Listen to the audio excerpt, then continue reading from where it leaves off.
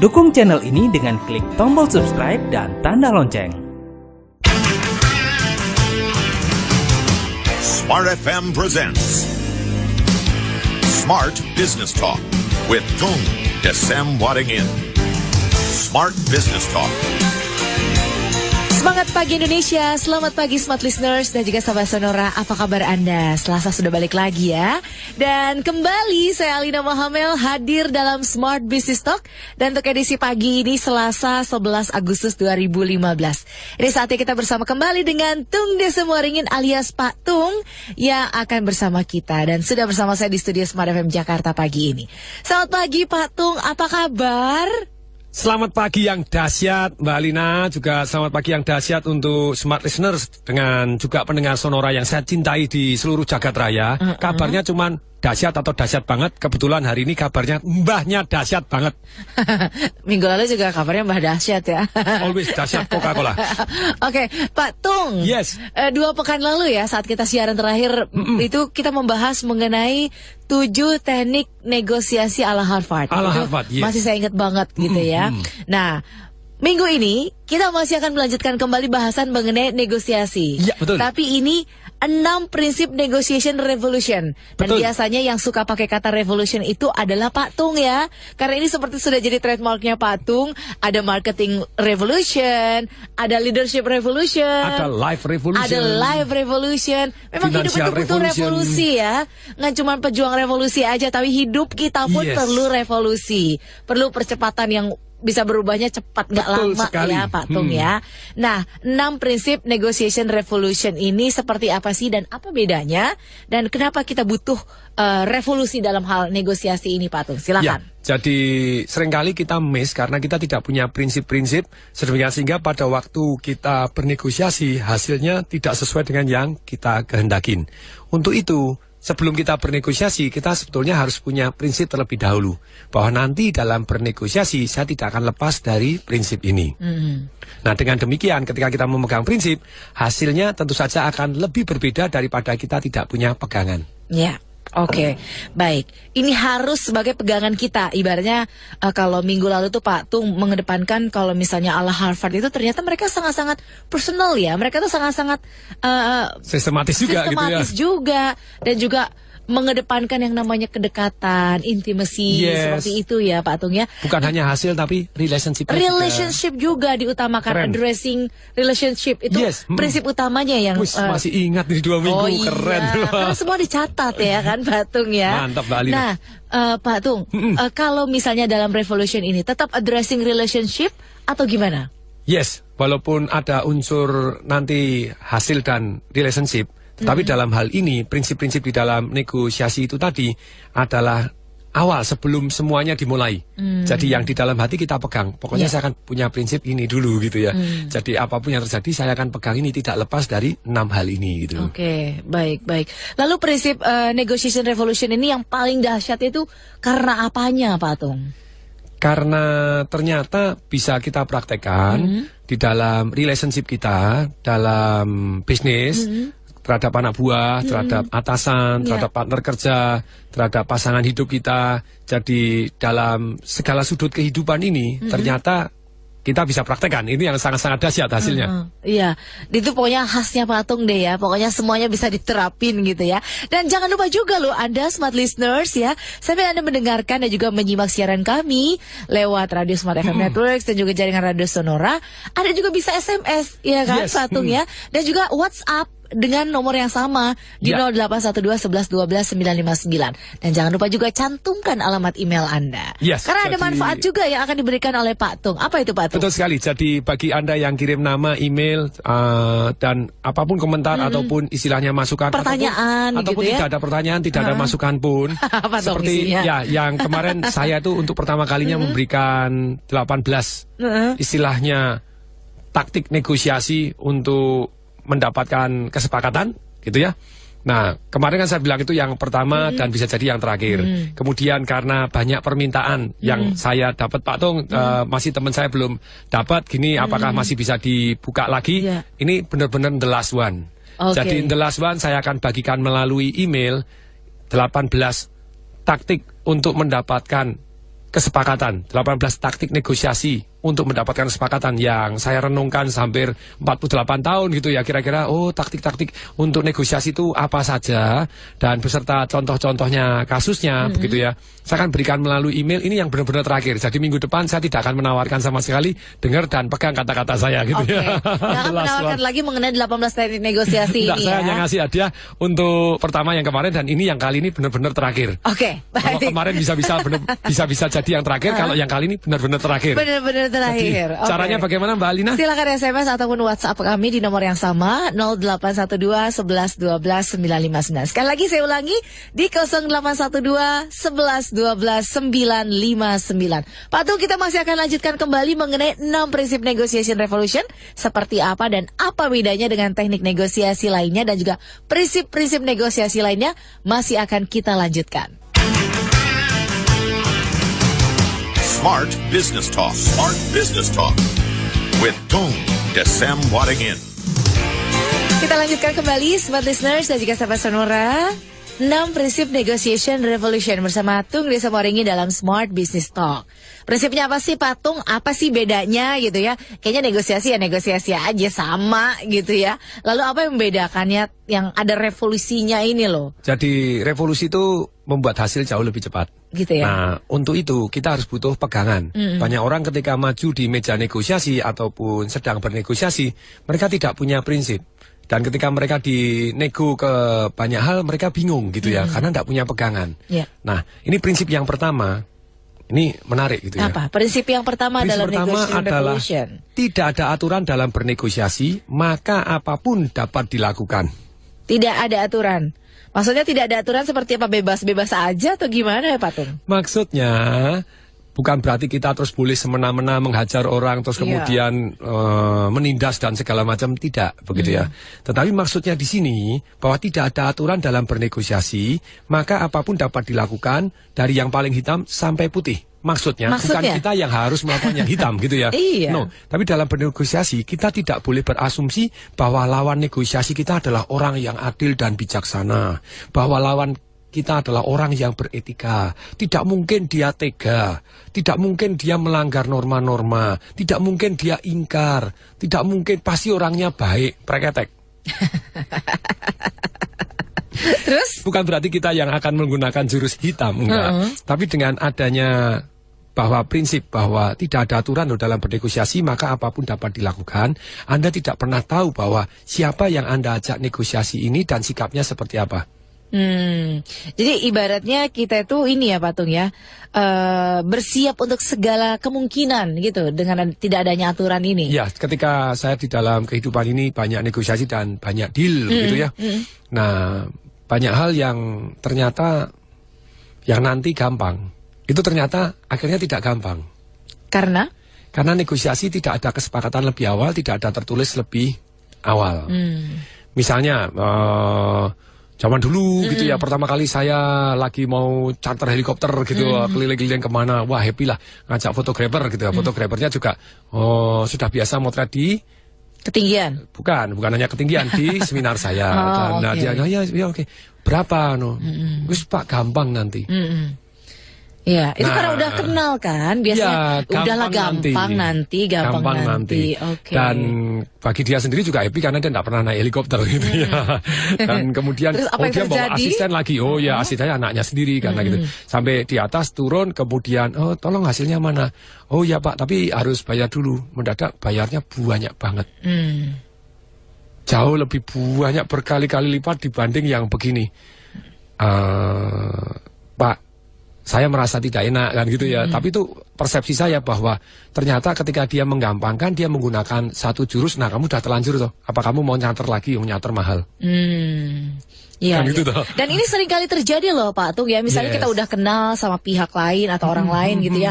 Udahlah gampang nanti aja gitu ya. Kalau yang gampang di depan malah tidak enak di belakang gitu ya. Negosiasi di awal biar jelas, lebih baik jelas ya Pak di Tung depan, ya. tertulis berapa. Biar sama-sama enak juga, pengalaman. Ya. Dan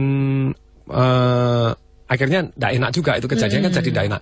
Ada juga yang misalnya, Pak ini kebetulan ya kita batalkan yang Jadi misalnya begini, ada satu orang janji kepada kita untuk memberikan satu hadiah gitu A. Nah kemudian kita nego A plus B. Ternyata dia mau, terus di tengah jalan dia nyesel. Pak tolong dibatalkan ya agreementnya ini kan sama-sama agreement di notaris karena paketnya itu kalau harusnya A dan B. Ternyata kemudian Pak dibatalkan ya. Oke, kalau untuk dibatalkan, lah terus yang kan berarti yang A tetap toh. Oh ya tetap, tapi nanti aja. Nanti kita buat perjanjian baru tidak langsung di saat itu. Nah, ternyata yang dibatalkan bukan hanya B-nya, tapi A dan B dibatalkan sekalian. Padahal menurut perjanjian yang harusnya dibatalkan B. Nah, nanti, tapi tidak langsung. Jadi kita tidak pernah tahu bahwa lawan kita itu, apakah lawan kita itu adalah orang yang bijaksana, beretika, orang baik atau orang tidak baik, tidak mungkin gitu ya. segalah dia, dan dia sudah masa ingkar janji sih gitu ya. Segala sesuatu bisa terjadi. Ya lebih baik kalau enggak tertulis di depan. Mengantisipasi ya gitu ya Pak Tung, Nah, jadi dengan prinsip yang nomor 1 ini bahwa tidak ada aturan loh dalam bernegosiasi, maka apapun dapat dilakukan. Dan ketika mungkin enggak, sekali lagi, kita sendiri yang terjadi seperti itu. Bukan bermaksud kita itikat negatif. Tapi ketika kita negosiasi, kemudian kita ngomong, yes, oke, aku mau ngasih kamu A, gitu ya. Kalau kamu sukses ini tak kasih A. Mungkin nggak kita sendiri lupa? Mungkin, sangat mungkin. Dan padahal sudah negosiasi, sudah ternegosiasi, sudah tidak tertulis. Orang tertulis saja bisa lupa. Iya, saya itu tanda tangan ini toh. Jangan-jangan dipalsukan. Padahal memang sudah tanda tangan. Itu curiation terus itu ya Pak Tung ya. Ya, jadi penting dipahami bahwa lawan negosiasi kita itu dapat melakukan apapun demi mencapai tujuan yang diinginkan. Jadi kelihatannya dia memang sengaja mau membatalkan A dan B. Nah kita setuju dengan B, tapi perjanjiannya tidak dibuat bahwa yang dibatalkan itu kan, ya sudah A dan B kita batalkan dulu ya Pak ya, nanti kita buat perjanjian baru untuk bahwa dealnya A. Oke, tapi tidak langsung saat itu. Nah karena tidak langsung saat itu, nantinya kapan? Tetap selesai. Loh kamu kan sudah batal Pak, memang A dan B. Loh bukannya dulu kapan? Orang tertulis saja bisa lupa. Karena penting juga ya, seperti yang juga kemarin disampaikan oleh Pak Tung, adalah waktu gitu ya. Yes, jadi kalau waktu Anda pelaksanaan negosiasi itu ada harus waktu pelaksanaannya. You never know itu ya Pak, perjanjian ini berlaku sampai tanggal sekian.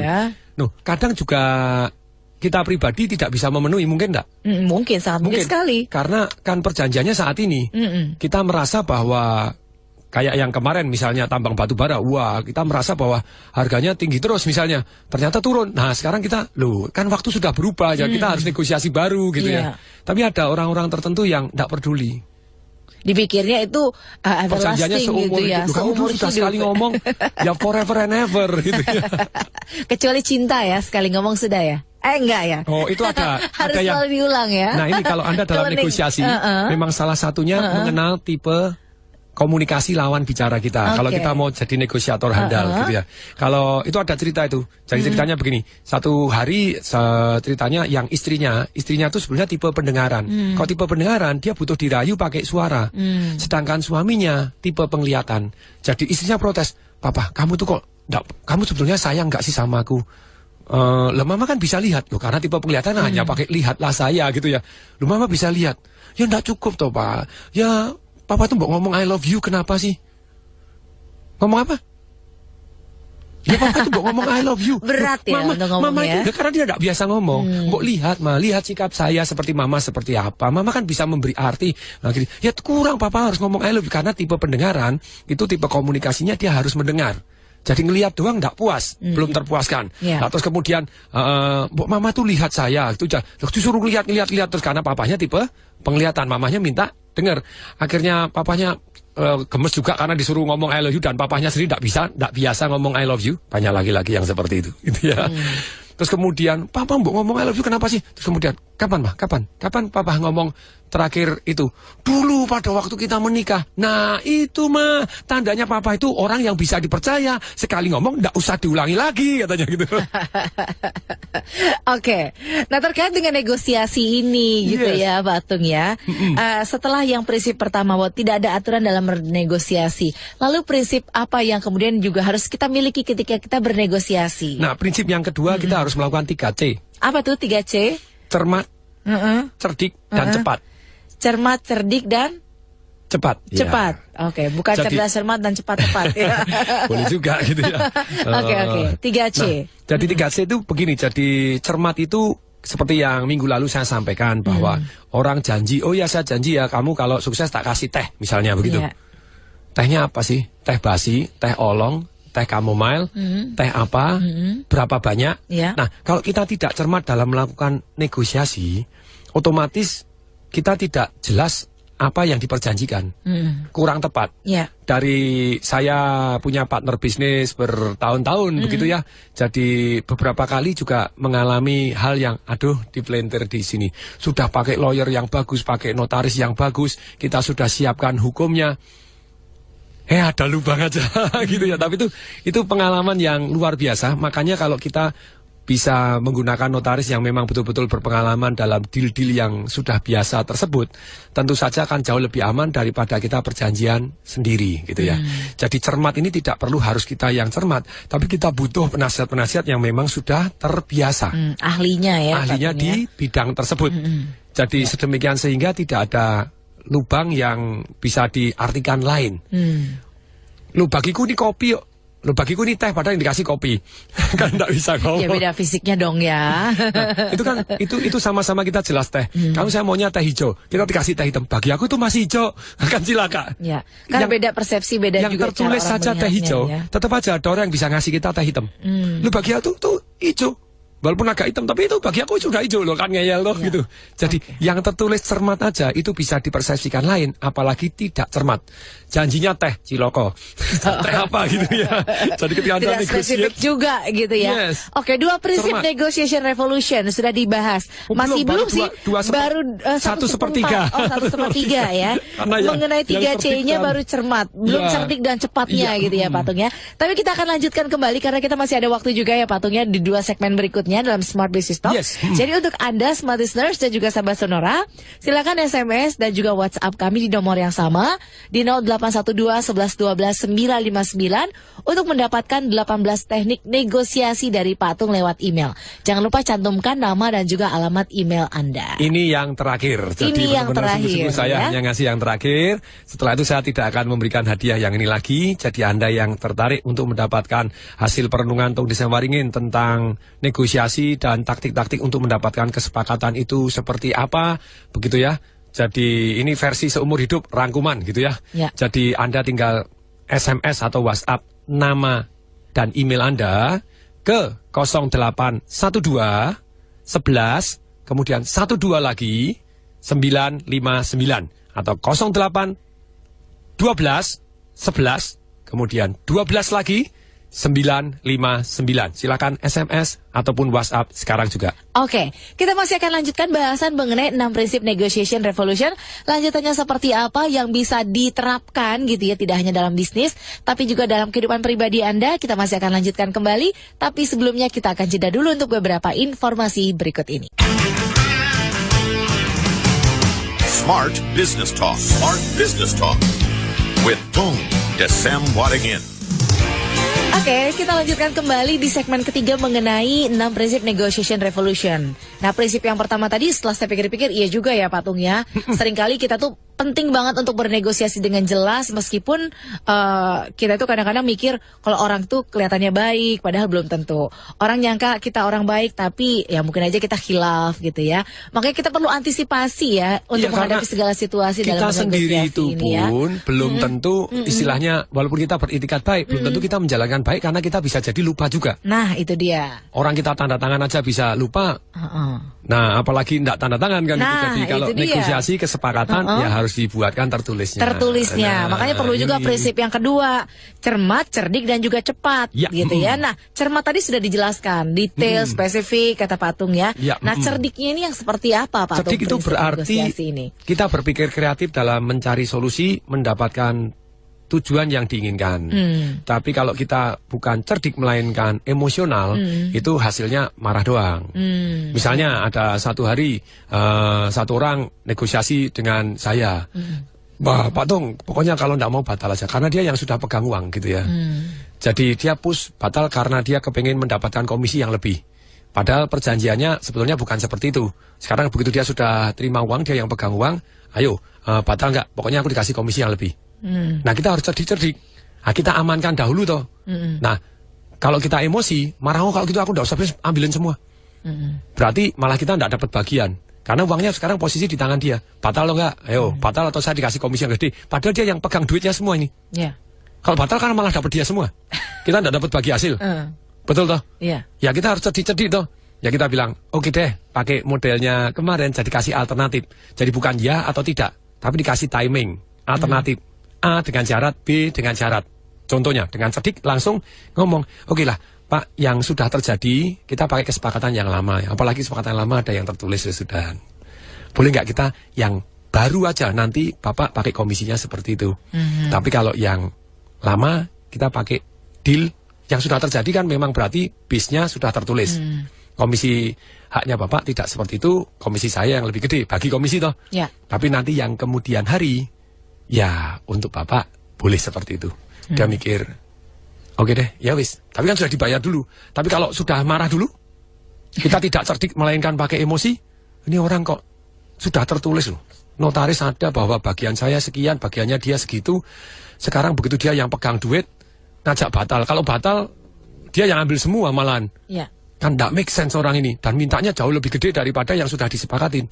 Lah pertanyaannya sekarang, kalau batal, dia ambil duitnya 100% kita tidak dapat semua. Kalau misalnya kita pakai emosi hasilnya seperti itu, atau kita cerdik-cerdik aja, ya sudahlah. Karena ini kan basicnya sudah ada tertulisnya Pak, yang sudah terjadi, ya pakai yang lama aja. Artinya dalam yang negosiasi kedepan, ini kita nggak boleh emosi ya, Pak yes. Tung ya. Tampilkan emosi boleh adalah bagian dari taktik. Tapi Ya, tapi emosi yang taktik sama emosi yang benar-benar bisa menghancurkan itu kayak Bedanya- apa ya, Pak Tung ya? Bedanya gini, jadi ini pertanyaan yang smart, karena smart listener. Jadi Mbak Alina pertanyaan tajam. Jadi kalau kita menggunakan emosi yang untuk bagian dari taktik, itu adalah sebenarnya kita tidak emosi, tapi kita boleh tampilkan bahasa tidak suka. Kayak apa Bahwa nih? kita marah. Pandangannya seperti apa Dengan atau tujuannya, gesturnya? ya gesturnya, kita mundur. Atau mau gebrak meja silakan, mau tinggalkan ruangan silakan. Kalau memang kelihatannya yang lawannya tidak make sense gitu ya, tidak make sense sama sekali dan kita nothing tulus dan kemudian itu adalah salah satu part dari taktik. Anda, silakan. Munculkan emosi boleh, Tapi itu silakan saja. munculkan emosi dengan taktik untuk mendapatkan kebaikan, bukan untuk menimbulkan perpecahan. Kalau misalnya salah sasaran, kita berpikir itu adalah taktik, tapi ternyata kemudian malah jadi berantakan dan nggak jadi negosiasi gimana, Nah itu Pak? power question. Itu yang akan kita bahas minggu depan gitu ya. Kita akan bertanya, oke, maaf tadi saya emosi, boleh itu kita ulangi lagi. Nah itu kita tanya, langsung kita bangun relationship lagi. Kita boleh anggap itu tidak ada, kita ulangi lagi dari awal ya. Oke. Boleh, itu power question gitu ya, yang kita akan bahas minggu depan, yaitu topiknya power question, bagaimana seni bertanya yang membangun relationship gitu dan kemudian memenangkan bisnis dan mempengaruhi orang lain seperti apa, ilmu bertanya. Oke, baik. Artinya dalam bernegosiasi itu kita nggak benar-benar nggak boleh kehilangan arah Kendali. gitu ya, kendali. Harus benar-benar dalam keadaan sadar, siaga lah ibaratnya seperti itu ya, Pak Tung ya. Karena kalau enggak emosi udah keluar, negosiasi malah berantakan gitu ya. Kalau negosiasi yang tanpa emosi yang bukan bagian dari taktik itu suka tidak suka langsung marah. Nah kalau marah itu akibatnya malah tidak terjadi kesepakatan, malah rugi. Tapi ada orang kan masa bodoh. Siapa yang suruh kamu menghina saya? Yang penting keluarin dulu tuh marahnya. Jebler, tapi tanpa arah, tanpa strategi sedemikian sehingga hasilnya hancur dua-duanya. Rugi. Hasilnya nggak dapat, relationship-nya hilang. Relationship-nya juga hilang. Padahal tujuan dari negosiasi itu adalah selain hasil, relationship itu sendiri ya, Pak Tung ya. Oke, C yang ketiga adalah cepat. Apakah negosiasi memang harus dilakukan dengan cepat? Tidak selalu. Tidak selalu. Tidak selalu, tetapi secara umum kalau kita lebih cepat, istilahnya lebih cepat satu tahap. Sepakat gitu ya. Dan untuk maksudnya cepat ini bukan berarti kita tergesa-gesa. Tapi kita sudah memikirkan kemungkinan kayak main catur gitu ya. Jadi kita cepat itu sudah plus minus dia akan ke sana. Jadi kita satu tahap lebih maju dibanding Kalau mungkin rekan negosiasi kita daripada ngomong lawan kan tidak enak ya. Teman negosiasi kita itu tadi. Jadi kita memberikan kemungkinan-kemungkinan, pertanyaan-pertanyaan serta jawaban-jawaban yang diberikan dalam sebuah negosiasi. Jadi kita cepat. Kalau dia begini saya akan tanya begini yang sangat teknis. Jadi kita sudah siap. Oh, sudah siap. Jadi kita siap segala kemungkinan yang akan dia ajukan. Oh mungkin dia akan mengajukan begini, berarti saya akan begini. Dia akan mengajukan begini, saya akan begini. Dengan kecepatan seperti ini tentu saja membuat kita jauh lebih mudah untuk menjawab dan memberikan sebuah tawaran daripada kalau kita tidak siap. Seperti pembicara misalnya begitu. Pembicara yang sudah ngomong, oh minggu depan saya akan ngomong tentang ini, tentu saja dia akan lebih siap daripada datang ngomong apa ya misalnya begitu. Betul. Itulah artinya cepatnya itu dilihat dari konteks itu ya Pak. Ya. Ada persiapannya. Betul. Jadi apapun serangannya, ibaratnya udah tahu ini mau dibalas pakai loop, pakai smash atau chop atau dicop atau apa gitu ya Pak Tung ya. Persis seperti lawyer gitu ya. Ternyata pada waktu saya kan kuliah hukum gitu. Jadi pernah jadi mahasiswa teladan di sebuah fakultas hukum di 11 Keren lah dari muda juga ya gitu Pak Tung ya. Nah, pada waktu saya aktif di LBH kemudian aktif bantu dari seorang lawyer gitu ya.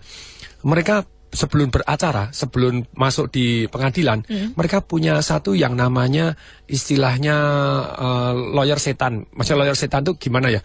Jadi istilahnya dia yang mengcounter terus. Kamu ngomong gini, saya counter gini. Jadi supaya orangnya siap, terlatih. Jadi pihak lawan seperti apa, jadi dia jauh lebih siap. Kalau nanti lawannya ngomong gini gimana? Kalau nanti jaksanya begini ngomong gini bagaimana? Kalau pengacara yang lain simulasi gitu ya, simulasi. Patungnya. Jadi segala namanya devil advocate gitu. Devil advocate itu dia men-challenge Anda dengan pemikiran yang berlawanan terus. Sehingga ketika pikiran yang berlawanan tadi, argumen yang berlawanan tadi keluar, Anda siap. Kalau dia keberatan seperti apa? Anda jelasinnya sudah. Anda nggak alternatif yang lain. Kemudian kalau dia keberatan lagi, kalau dia memberikan ancaman, kalau dia walk away, kalau dia begini, apa persiapan kita? Jadi dengan kita sudah latihan seperti ini, kita jauh lebih cepat dalam waktu bernegosiasi karena memang sudah mengantisipasi dan terlatih. Oke, sudah terlatih dan juga terbiasa, jadi tahu bagaimana cara menghadapinya gitu ya Pak Tung ya. Oke, 2 prinsip negotiation revolution sudah kita bahas bersama dengan Pak Tung. Nah kita masuk ke prinsip yang ketiga ya Pak Tung ya. Masih ada sedikit waktu di segmen 3 ini, silakan. Jadi yang prinsip yang ketiga. Secara umum, kecuali tadi bagian dari strategi, kita harus tenang, ramah dan sopan. Tenang, ramah, dan sopan. Iya. Oke. Terus ini penjelasannya seperti apa ya? Gini, Pak? kalau Anda mau bisa jadi cerdik tadi, gitu ya. Cerdik tadi kan benar-benar mengatur strategi dengan benar, ngomong dengan ditata. Itu memang kita butuh tenang. Suasana tenang. Tenang, ramah, sopan, handal mengendalikan emosi gitu ya. Karena logika kita akan jauh berjalan lebih baik kalau kita tidak emosional. Kita boleh marah dan tegas dalam negosiasi, tapi sekali lagi harus dipastikan hal tersebut memang sudah direncanakan, bukan karena terpancing emosi oleh lawan negosiasi kita. Jadi kalau misalnya negosiasi dalam keadaan terburu-buru, dalam keadaan Anda tidak tenang, tidak tenang, terus itu Anda tidak ramah, tidak disukai, gitu Anda tidak sopan, Anda tidak disukai, hasilnya pasti banyak kurang, melesetnya lah gitu ya. Banyak melesetnya, tidak sesuai dengan apa yang diinginkan ya Pak Tung ya. Oke.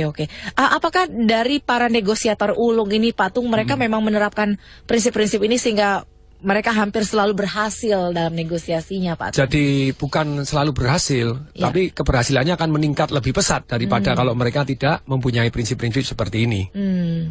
Ya, oke, baik. Sudah 3 yang kita bahas ya. 3 prinsip dari 6 prinsip negotiation revolution bersama Pak Tung yang kita bahas. Masih ada 3 dan kita masih akan bahas di segmen akhir dalam Smart Business Talk. Sudah akhir. Semuanya sempat terbahas ya Pak Tung. Baru mulai loh. Gak terasa Pak Tung. Tapi kita akan jeda dulu untuk beberapa informasi komersial berikut. Kami akan segera kembali. Smart Business Talk. Smart Business Talk with Tung Desem Waringin. Kita lanjutkan kembali Smart Business Talk bersama dengan Tung Desem Waringin mengenai 6 prinsip negotiation revolution. Dalam semua segi loh, kita tuh butuh untuk bernegosiasi ya Pak Tung ya.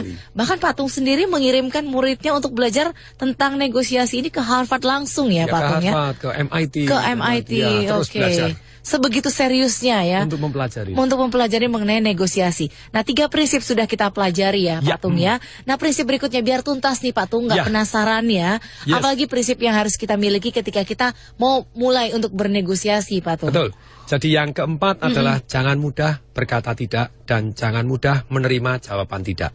Jangan mudah berkata tidak dan menerima Jawaban tidak. jawaban tidak. Maksudnya seperti apa Jadi Pak Tung? untuk mendapatkan yang terbaik, berbagai macam opsi, sebaiknya kita selalu menghindari kata tidak semaksimal mungkin.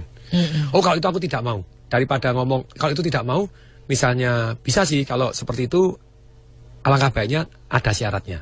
Nah kan gitu ya. Atau bisa nggak pakai alternatif yang lain. Jadi kita bukan langsung ngomong tidak terlebih dahulu.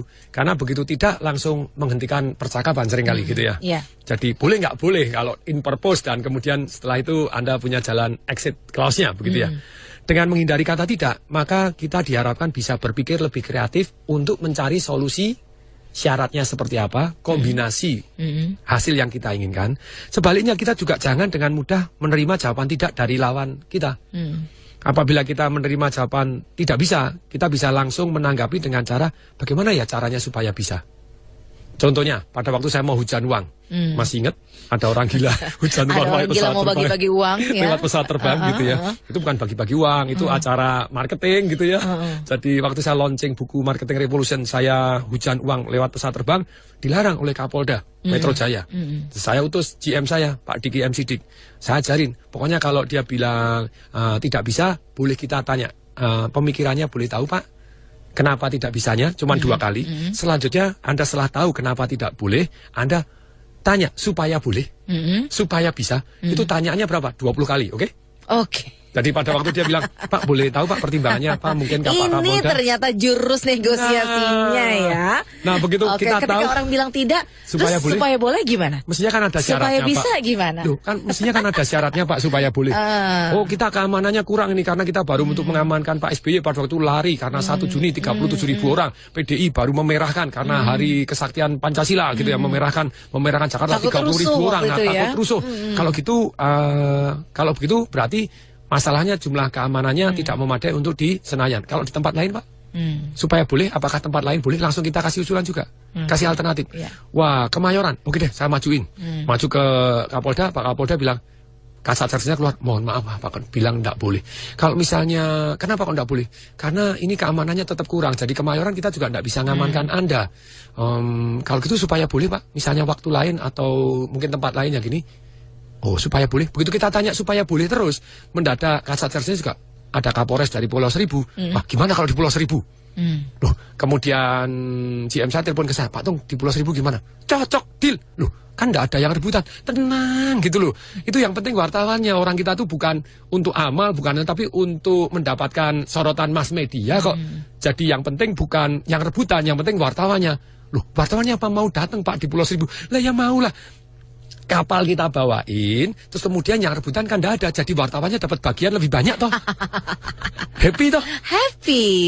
Ini happy untuk semuanya ya. Nah Kapolres Pulau Seribunya betul di tempat saya aja, enggak apa-apa. Nanti kalau enggak ada yang rebutan, saya kerahkan saudara-saudara saya. Aduh, ya.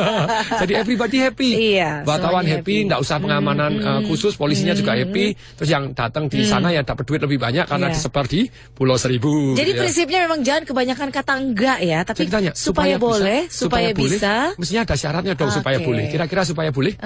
Maju lagi kasat versinya ke Kapolda. Kapoldanya bilang tak boleh karena sudah terlanjur ngomong dengan wartawan. Oh kalau gitu supaya boleh, ya di tempat yang lain aja. Bisa bantu tempat lain. Jadi dengan supaya boleh, supaya bisa, supaya boleh, supaya bisa, mendadak dapat diserang. Dan tempatnya apa? Aman sekali. Kok bisa aman? Lapangan sepak bolanya Kopassus.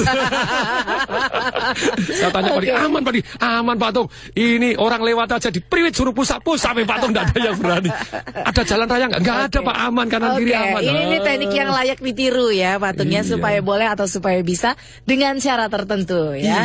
Oke, ini prinsip yang keempat. Kita selesaiin dulu deh Pak Tung ya. Boleh. Sampai dengan 6 karena waktu kita sebentar lagi nih Pak Tung ya. Dengan senang hati. Prinsip berikutnya. Jadi semua hal yang kelima, semua hal dapat dinegosiasikan, tapi tidak semua hal layak untuk dinegosiasikan. Semua hal dapat dinegosiasikan, tapi tidak semuanya layak.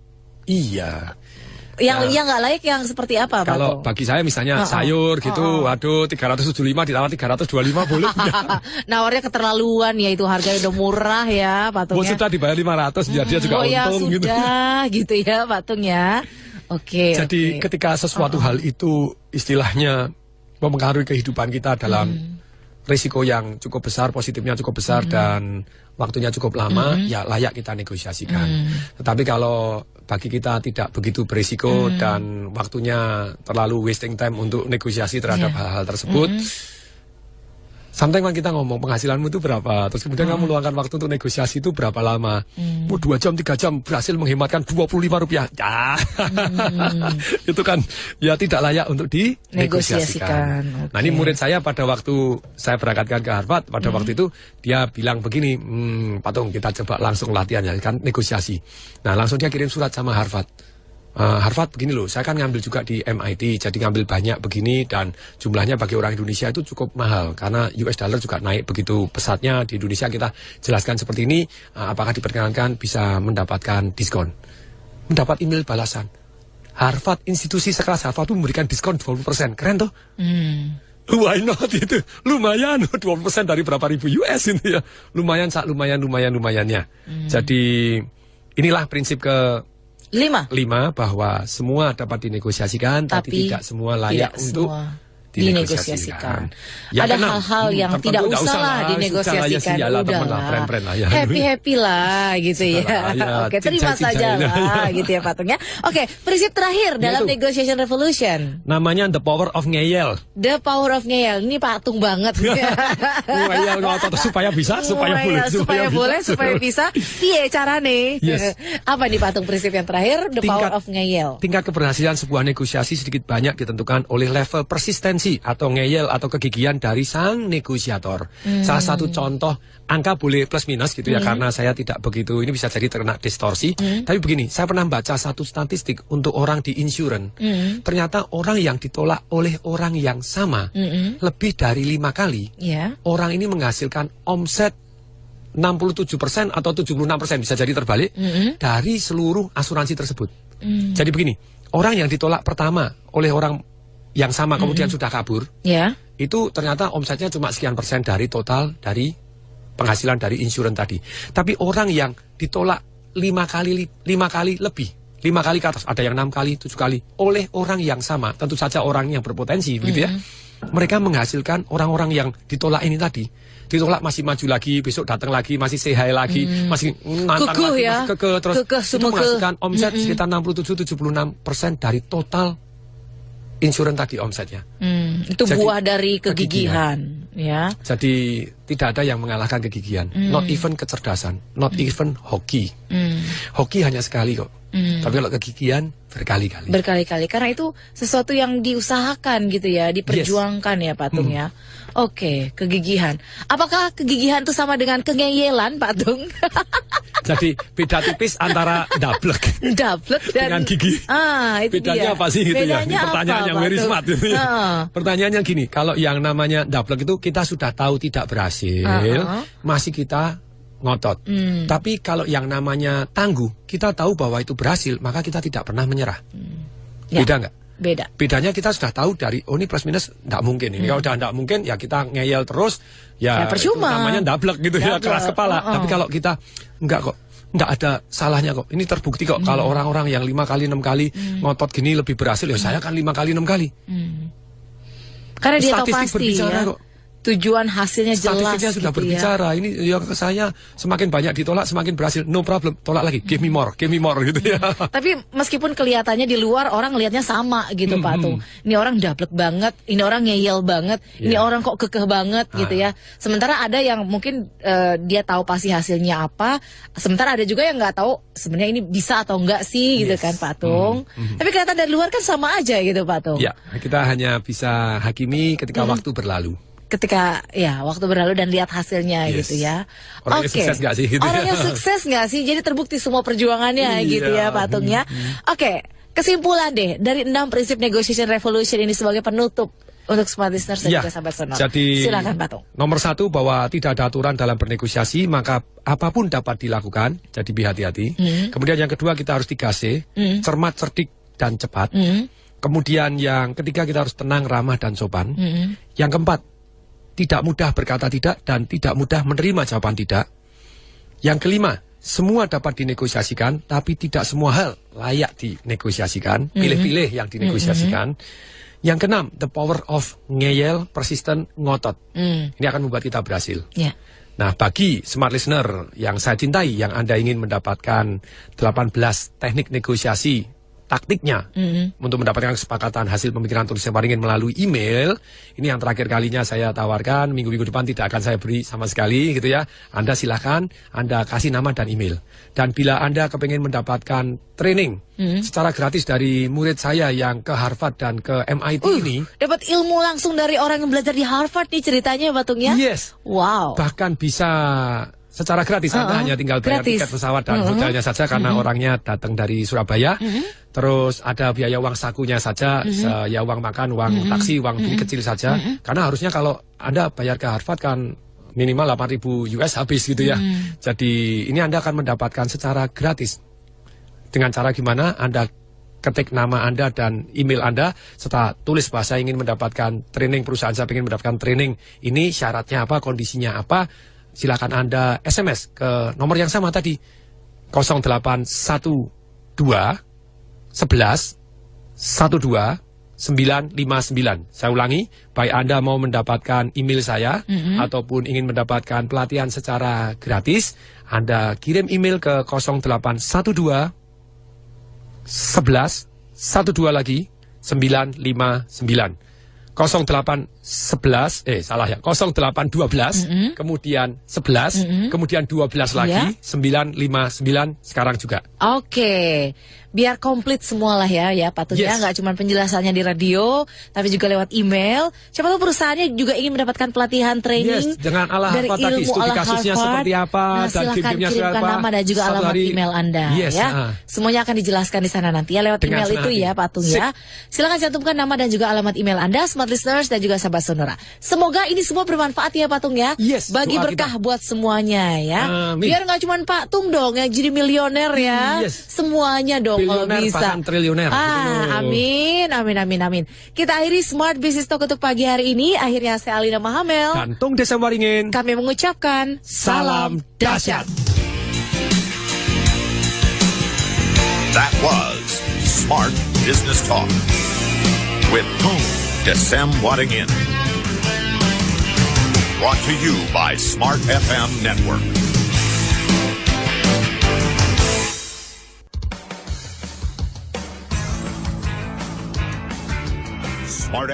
Terima kasih untuk menyimak sajian MDW Pro Radio. Jangan lupa untuk subscribe, like, share, and comment.